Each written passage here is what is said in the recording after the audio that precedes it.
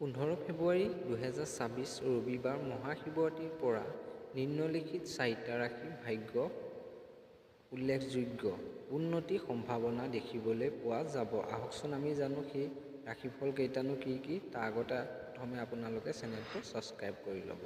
মিথুন ৰাশি, জীৱনৰ নতুন দিশ খুলিব, বিশেষকৈ কৰ্মক্ষেত্ৰত পুৰণি সমস্যা সমাধান হ'ব।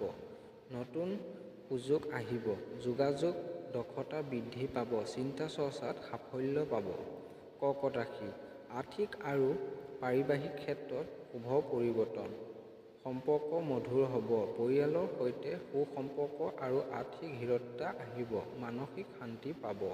তুলা ৰাশি, প্ৰেম আৰু সহযোগিতাৰ ক্ষেত্ৰত শুভ ফল পাব, পাৰিবাৰিক জীৱনত মধুৰতা বৃদ্ধি, নতুন বন্ধুত্ব বা বাণিজ্যিক চুক্তি সফল হ'ব।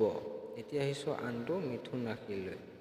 আত্মদেহিক আৰু দৃষ্টিশীল ক্ষেত্ৰত অভূতপূৰ্ব উন্নতি, মনৰ শান্তি, আত্মবিশ্বাস বৃদ্ধি, ধ্যান, ভজন বা কলাত সাফল্য লাভ কৰিব। আজিলৈ বিদায় মাগিছোঁ। ওম নমঃ শিৱায়, ওম নমঃ শিৱায়, ওম নমঃ শিৱায়।